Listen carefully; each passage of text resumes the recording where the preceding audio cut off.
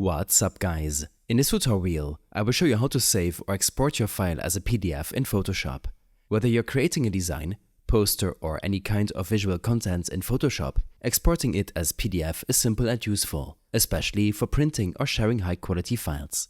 Once you're finished working on your project, go to the top menu and click File, and then select Save As.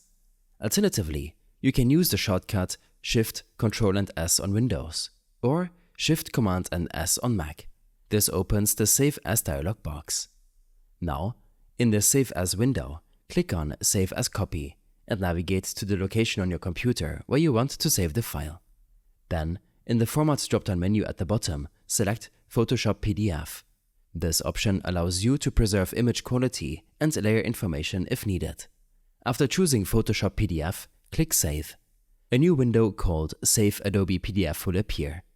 Here's what to do in this window.